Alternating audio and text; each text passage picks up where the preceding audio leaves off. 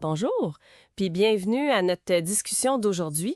On va jaser d'un sujet qui fait pas mal parler dans le manufacturier en tressé, la connectivité des machines, puis l'industrie 4.0. On entend plein d'affaires là-dessus, puis il y a des idées qui restent collées, qui freinent les entreprises, surtout ici au Québec. Fait qu'aujourd'hui, l'idée, c'est de regarder ça ensemble, décortiquer 4 de ces croyances-là, voir ce qu'il y a de vrai là-dedans. Exactement. La connectivité, c'est un méchant levier pour la performance dans les usines, là. C'est clair.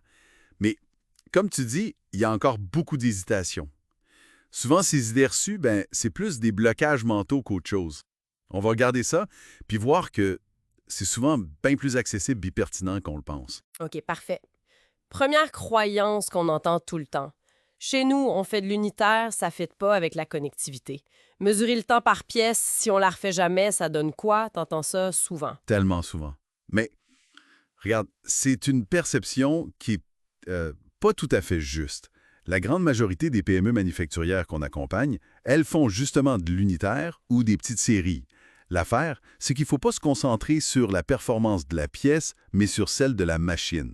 On mesure ce qu'on appelle le TRS, le taux de rendement synthétique. OK, le TRS. C'est ça.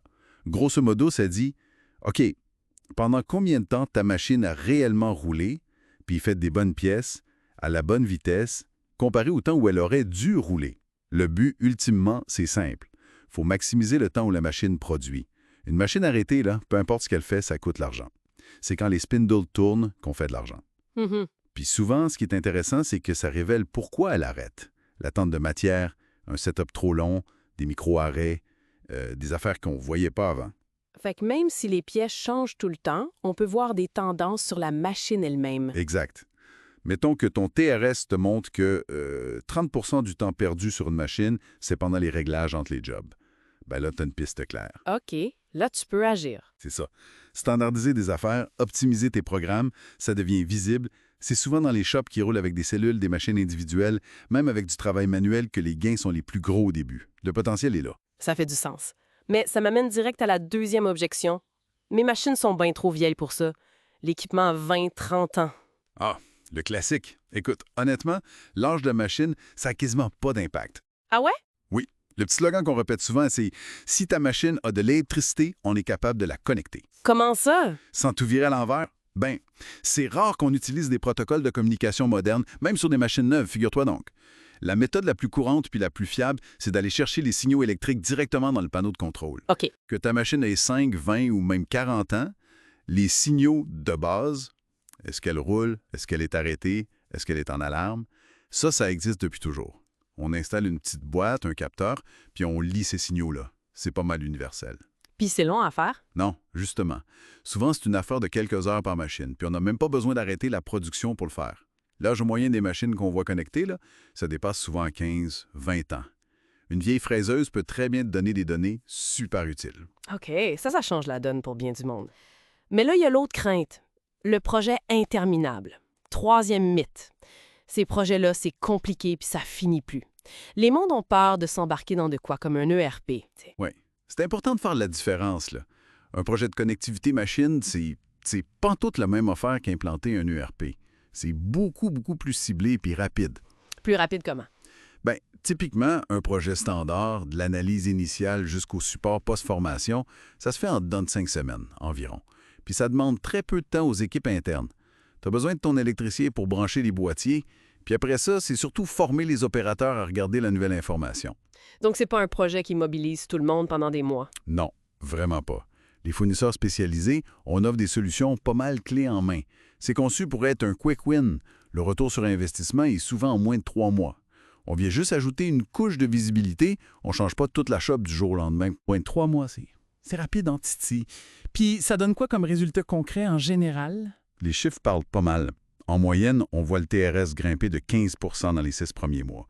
Ça, c'est du temps de production récupéré.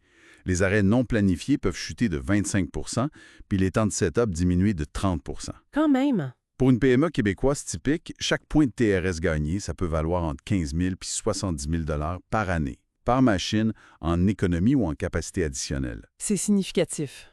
Bon, ça nous mène à la dernière croyance, peut-être la plus tenace. On n'est pas rendu là, nous autres, à l'industrie 4.0, on n'est même pas 3.0. Ah, celle-là? Ça vient souvent d'une confusion entre l'automatisation, qui est plus le 3.0, puis la numérisation, le 4.0. C'est pas obligé d'être une étape après l'autre, tu sais. T'as pas besoin d'avoir des robots partout ou le dernier ERP à la mode pour commencer à collecter de la donnée puis t'en servir. Fait que c'est pas linéaire. Non. Le 4.0, c'est beaucoup une question d'utiliser la donnée pour mieux comprendre ce qui se passe, puis prendre des meilleures décisions. On peut très bien commencer par connecter des équipements simples, même des postes manuels, pour voir où ça accroche le plus. C'est souvent là que les premiers gains sont faciles à aller chercher. Le vrai changement, c'est de passer d'une gestion basée juste sur le feeling, sur l'intuition, qui reste super importante, là à une gestion qui s'appuie aussi sur des faits, sur des données concrètes. Avoir des chiffres, ça fait juste réduire l'incertitude. C'est dur d'améliorer quelque chose si tu ne le mesures même pas, right? Oui, c'est logique. Fait que la donnée, ça devrait être le point de départ, pas la finalité. Exactement. Faut pas attendre d'être rendu parfait ou d'avoir tout automatisé pour vouloir mieux comprendre ta propre réalité. Identifie tes goulots. Fixe-toi des objectifs clairs. Commence petit, 3, 4, 5 machines critiques. Choisis un bon partenaire qui comprend le manufacturier, puis implique tes équipes. Parce que la donnée, c'est une chose, mais il faut que ça mène à l'action, à l'amélioration continue. C'est ça la clé. En résumé, ces 4 idées reçues qu'on a brassées, elles sont peut-être tenaces, mais quand on gratte un peu, elles tiennent pas vraiment la route. La connectivité, c'est pas mal plus accessible qu'on pense, peu importe la taille de la shop, l'âge des machines ou si on se sent 2.0 ou 4.0. C'est souvent un premier pas assez logique. Tout à fait. Puis les avantages sont là. Meilleure productivité, réduction des coûts, meilleure qualité, plus d'agilité. Honnêtement, dans le contexte compétitif actuel, ça peut vraiment faire une différence pour une PME d'ici. Tout à fait. Puis pour laisser peut-être une question en l'air pour réfléchir, au-delà de juste savoir si la machine roule ou pas, qu'est-ce que ces données-là pourraient nous apprendre sur la façon dont le travail se fait réellement, au jour le jour? Quelle routine, quel pattern caché, même dans nos productions uniques ou nos petites séries, pourrait devenir soudainement évident une fois qu'on a les faits devant nous? À méditer.